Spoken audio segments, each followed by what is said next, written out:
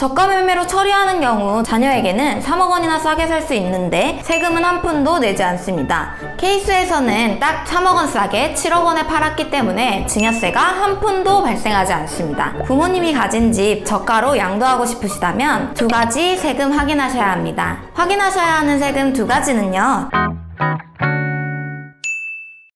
안녕하세요. 당신의 세금의 혜택을 드리는 혜택스입니다. 여러분, 상속증여세 관련 영상의 인기 댓글이 뭔지 아시나요? 상속세 증여세는 없어져야 한다 입니다.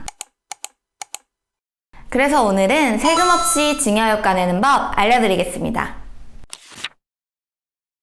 일반적으로 배우자 또는 직계 존비속에게 재산을 양도하면 그 재산의 가액을 증여한 것으로 추정하게 됩니다. 따라서 가족 간의 양수도 방식을 선택하게 됐다면 이 경우에는 가장 먼저 금융거래를 통한 자금이체 기록을 확실히 해둬야 합니다. 이때 자녀의 부동산 취득 자금은 명백하게 입증이 가능해야 하는 것이 포인트입니다.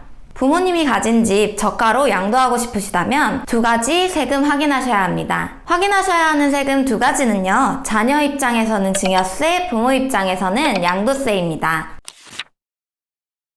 사례를 들어 설명해 드릴게요. 시가 10억 원짜리 아파트를 딸에게 7억 원의 저가로 양도했다고 가정해 보겠습니다.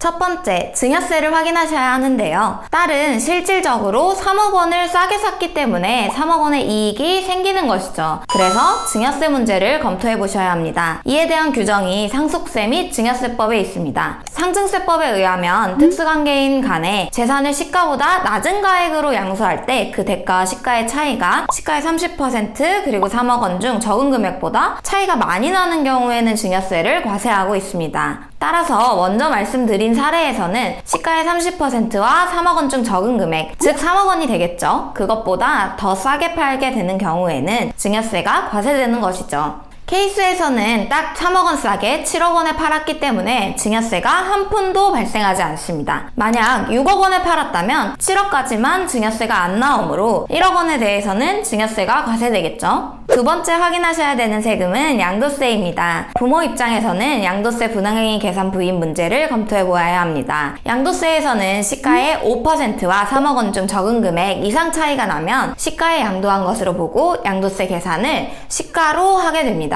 말이 조금 어려운데요. 결국에는 5% 이상보다 차이가 많이 나면 양도세 계산을 다시 하겠다는 겁니다. 따라서 이 케이스의 경우 시가의 5%인 5천만 원과 3억 원 중 작은 금액인 5천만 원 이상 차이가 나기 때문에 10억 원에 양도한 것으로 보아서 양도세를 계산하게 됩니다. 만약 1세대 1주택 비과세 요건을 충족한 사람이라면 12억까지는 비과세가 가능합니다. 따라서 양도가가 7억에서 10억 원으로 늘어난다고 하더라도 양도세 비과세를 적용받아서 양도세는 0원입니다. 해당 주택을 자녀에게 증여하면 증여세는 얼마나 나올까요? 10억 원에서 증여재산 공제 5천만 원만 가능하기 때문에 9억 5천만 원에 대해서 세금을 납부해야 합니다. 세율 30% 구간과 누진공제, 신고세액공제를 반영하게 되면 총 내야 되는 세금은 약 2억 2천만 원입니다. 저가 매매로 처리하는 경우 7억 원의 대금 이전이 있다는 점이 차이가 있지만 자녀에게는 3억 원이나 싸게 살 수 있는데 세금은 한 푼도 내지 않습니다. 저가 매매는 케이스에 따라서 이렇게 유리한 결과를 보이기도 하지만요. 유리한 점이 많은 만큼 세무조사도 많이 나오는 거래입니다. 가족끼리니까 양도대금은 좀 나중에 받지 뭐 라고 생각하시고 거래하셨다면 세무조사 대상자로 선정되실 수 있습니다. 따라서 가족 간 거래를 통해 세금을 줄이신다면 세무 전문가의 도움을 받으시고 세무조사 리스크를 줄이시길 바랍니다.